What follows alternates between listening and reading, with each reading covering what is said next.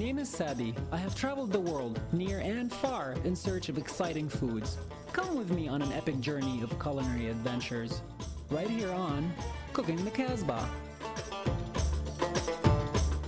Welcome to Cooking the Casbah. My name is Sabi. I take you on a culinary journey of the Mediterranean and the world. Today, Cajun Creole influence. Right here in Madison, we're driving to Black Earth to hang out with David W. Heini's owner and chef, Scott Patchen, and then coming back to Middleton to hang out with Moose from the Club Tavern at Capitol Brewery, where they're having a beer festival. Sounds delicious. Speaking of delicious, when we come back, I'm going to make a dish influenced by Cajun and the Mediterranean right here. Food for love. So please stay tuned.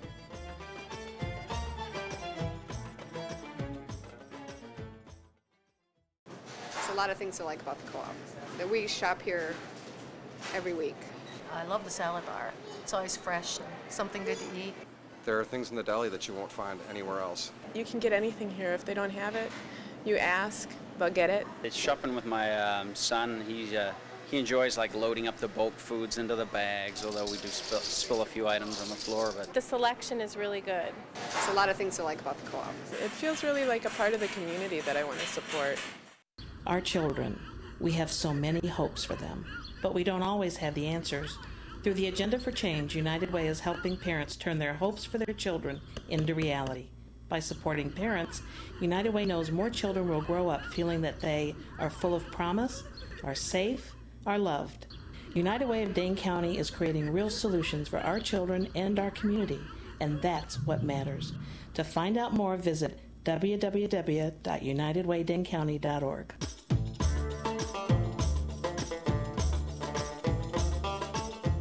Welcome back to Cooking the Casbah. Before we start anything, we're going to go to Black Earth, hang out with Scott Patchen from David W. Heini's. It's a nice little ride. Enjoy the trip.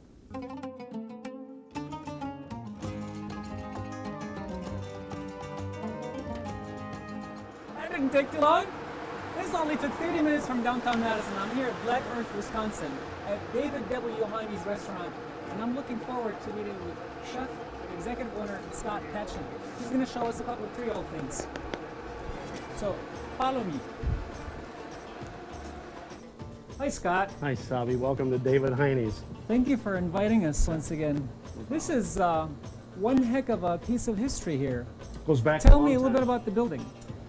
Well, the part that you're standing in right now that houses the kitchen and this upper dining room was built in 1888 by... I wasn't around back then, just so you know. I know. German immigrants by the name of David Heini, David W. Heini. That's where the name came from. That's right here. And what's the story behind David?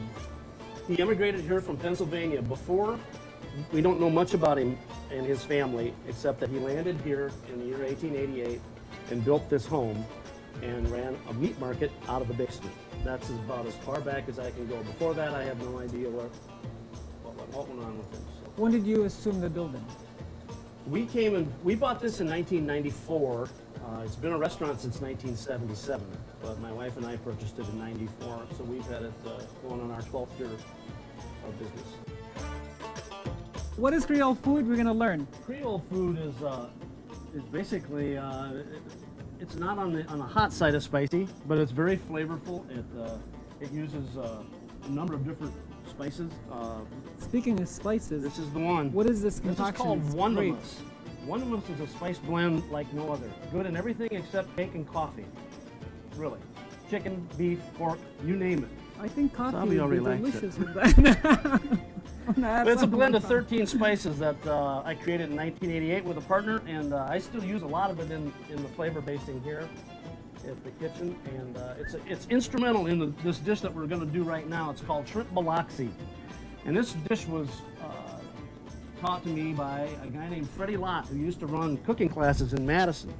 You start with a skillet and a quarter pound of unsalted butter. We've got cut onions, you can use scallions, and minced garlic, and a quarter pound of butter so far. It becomes a nice broth for the shrimp to swim in for about 3 minutes.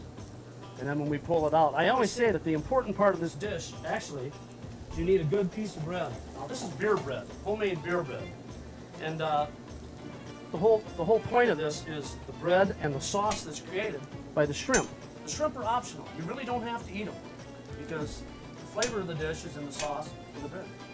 Okay, now this is getting to the point now where you can see it bubbling, you can smell the garlic starting to roll out. Again, wonderful spice blend. Wondermus. Wondermus. When you can't stand bland. And I'd say, you know, a couple of teaspoons, maybe a tablespoon. Okay, that's ready for the shrimp. I can hand you stuff. Shrimp Should I in the open the shells. beer? In the shells. What you want to do is make sure the flavor of the shrimp. Should I open the beer? Would you please? You want the whole beer? No, I don't want the whole beer. About, well, you know, 2 or 3 shakes of the appearance. I Did you wanted try to make sure some? the temperature was just right. How are you going to know if it's any good for your customers if you don't try it, right? And I'd say about a half a bottle of Berghoff Dark. And I see you're using headless shrimp. We're using a green headless #1 white. It's the Yep. best shrimp that money can buy. How long does this cook now? Well, this is about 5 minutes. That's about, we're done. All right.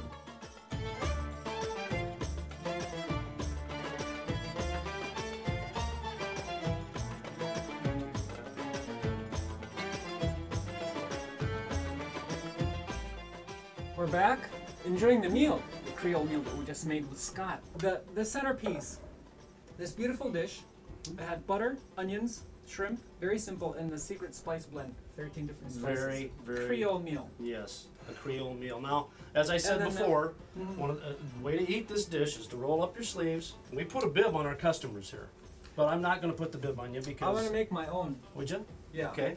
This is just like this. And so what happens is now it's pretty labor intensive, but if you're into it, it's all worth it. You just grab the shrimp You rip the legs off. and you basically, yeah, that's what you do. You see the butter already dripping down my hands, Sounds good. and so And then the bread is kind of a lot of people soak it up. a lot of people sit there and peel them all.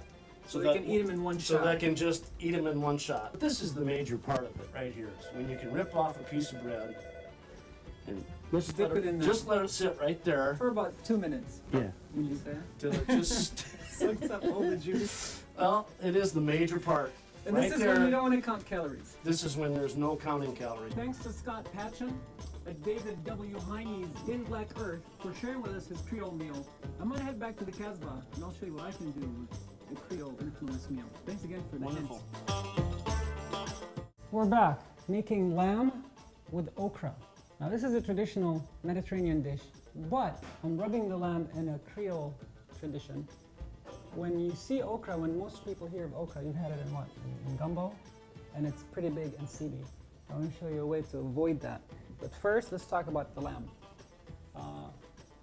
Foreshank or hind shank? You decide. I'm using something with bone in it to give me flavor to the sauce. This is the hind shank. You'll notice it's a little bigger. The foreshank or the front arm is skinnier and has a smaller bone. But what I need to do today is rub it with something, particularly garlic and onions. A little more. And a hint of salt. And I turn this into a paste using this method. And be careful when you have audience around you. You can spray them with garlic and onions. That's why I put the salt in there, to prevent them from sliding like that. So once I have a little bit of the juice coming out, notice how this turned into a bit of a paste. So what I do, take some of this paste, rub into the meat, just like that. And on the side, I would have, let this sit a little bit. I have a little bit of paprika. What was that? Oregano. I'm testing everyone on this topic. Mint. Cayenne. A little or a lot. It's very hot, so we're going to control that. And then white pepper, fresh ground. And of course, some salt. This is a very classic. If I didn't do the garlic or the onions like I rubbed the meat, then you would use garlic powder or onion powder. I learned that trick. and simply mix them together, just like that. And the piece that has a little bit of garlic and onion will stick to this stuff very readily. And I'll do the same thing to this one. Massage it, don't be shy. They're like that. And like that. And I rub a little bit more on this one and the dry stuff. If you have more left over, and I know I made enough for at least 6 or 8 of these, but I'm gonna let this sit, let the flavors soak in. We need a pot to cook it in. This was slightly heated. Add some oil.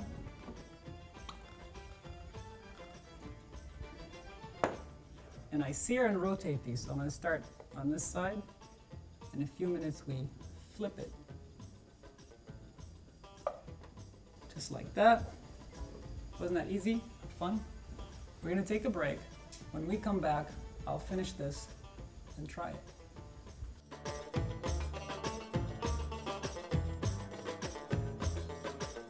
There's a lot of things to like about the co-op. That we shop here every week. I love the salad bar. It's always fresh and something good to eat. There are things in the deli that you won't find anywhere else. You can get anything here. If they don't have it, you ask, they'll get it. It's shopping with my son. He enjoys like loading up the bulk foods into the bags, although we do spill a few items on the floor. But the selection is really good. There's a lot of things to like about the co-op. It feels really like a part of the community that I want to support.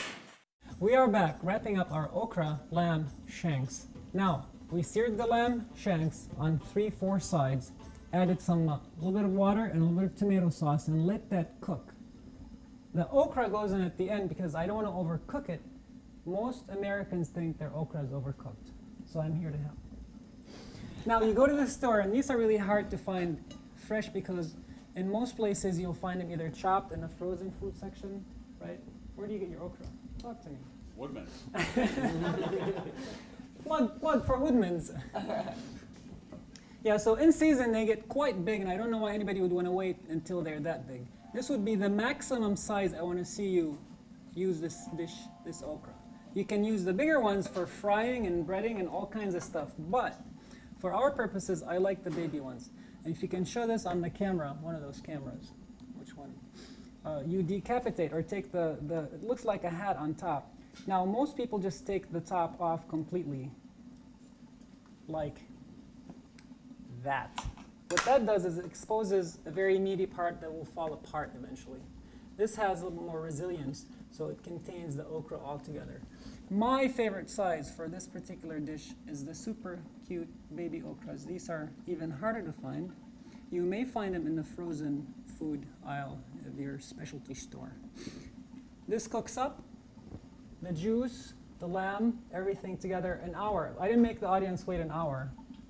You would have been willing to wait at least an hour, right? Absolutely. If you smell this, you'll know what I'm talking about. So right here is what I did. I did this. The sauce came to a boil. We let it cook for an hour. I added the okra, a hint of fresh garlic right towards the end.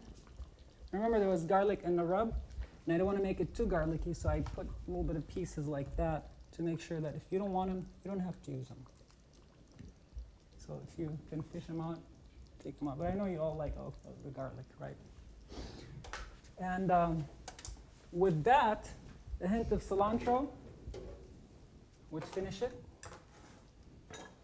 And here we're cooking Creole influenced Mediterranean. That's why I called it food of love, because I think we're bringing this world closer together.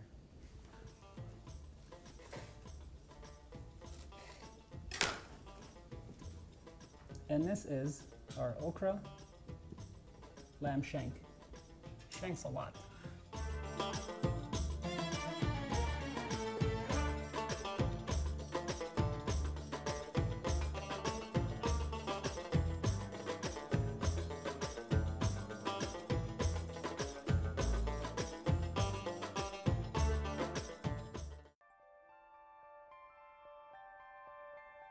negotiation for those impossible times. Don't negotiate, thousands perish needlessly. So negotiate.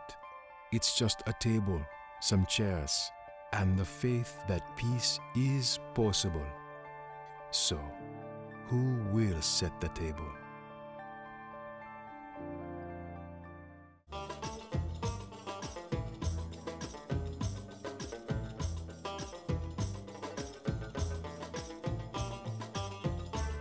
That was delicious. Now let's go see Moose from the Club Tavern at Capitol Brewery.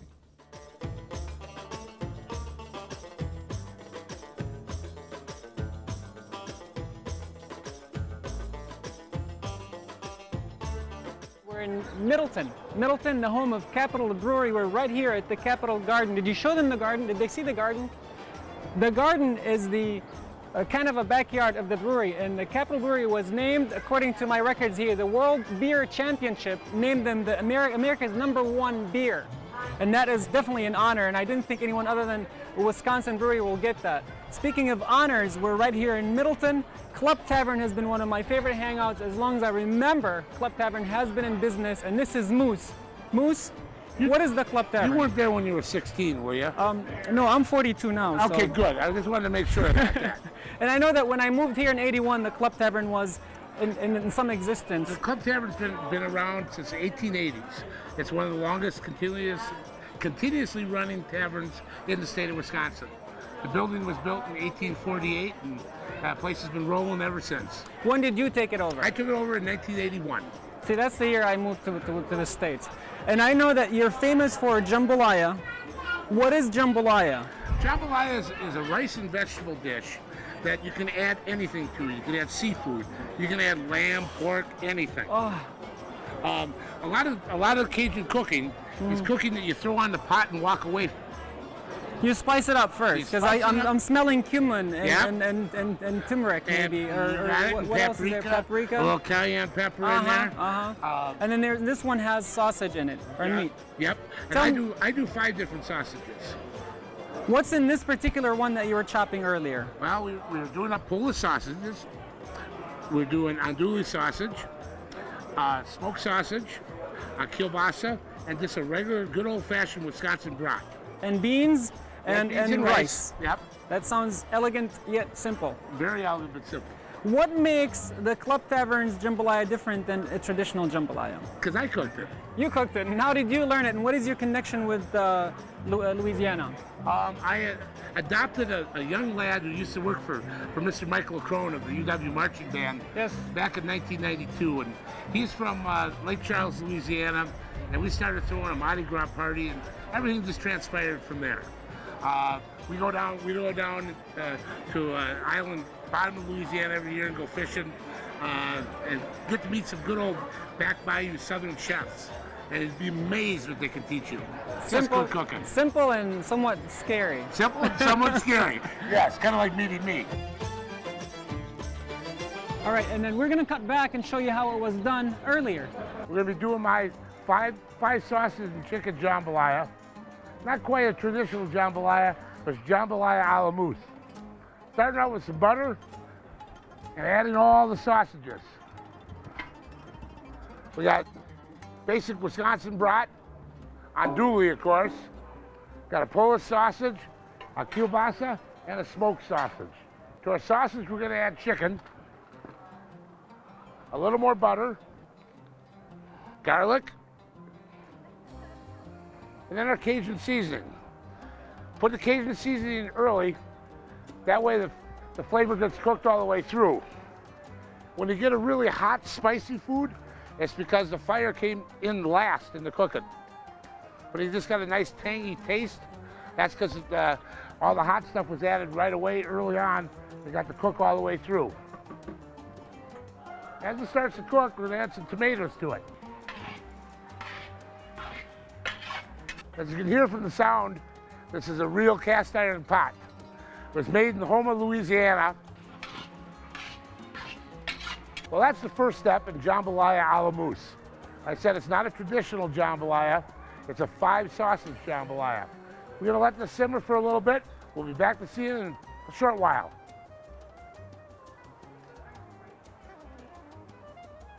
All right, now we got to add a little liquid to our mix here. So we start adding the vegetables. Just straight water and then tomato juice. When I get done cooking this up, I'll have enough here to serve about 250 people. We're now going to add our vegetables, and then we're going to let this all simmer. Going to add onions, green peppers, red peppers, and celery, which in Cajun nomenclature is the Holy Trinity.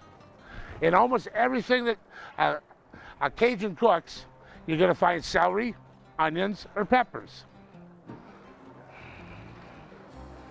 Look. And last but not least, the celery. Get this whole thing stirred up. I'll be back in about 5 minutes to add the rice, and then we'll let her finish off. Not everybody's got a big cast iron pot at home. What you would like to do is take a heavy bottom pot, your soup pot, and you can cook it right on the stove at home. If you want to try and cook it over about a medium heat until you're ready to just let it sit and simmer, then turn the heat way down low. When you're simmering it at home, make sure you keep the top on it and keep all the moisture in it. Here we are getting ready to throw the rice in. I like to use red beans and rice, again, not your traditional jambalaya, but I enjoy it. I take Uncle Ben's, which I feel is a great product, and we use that. So for you, those of you at home that don't have a lot of time to cook from scratch, there are some excellent products on the shelf, and you can go grab a Zatarain's if you want a taste of New Orleans anytime. Not a bad product for something pre-mixed.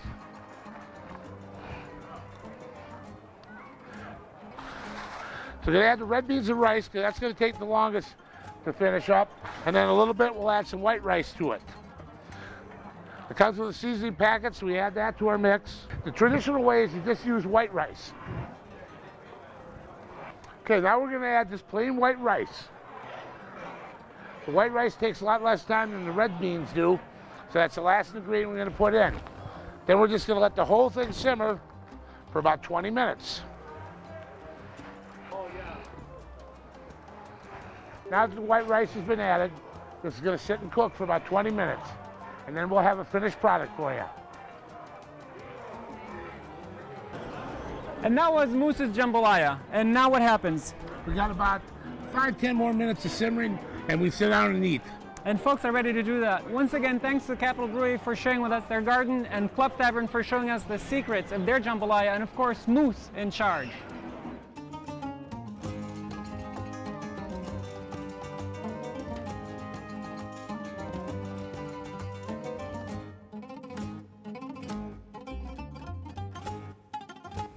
You've been a part of Cooking the Casbah, your culinary tour around the Mediterranean and the world, Cajun and Creole today, thanks to our friends at David W. Heine's, Scott Patchen, Club Tavern, Moose, and Capital Brewery for being a part of this.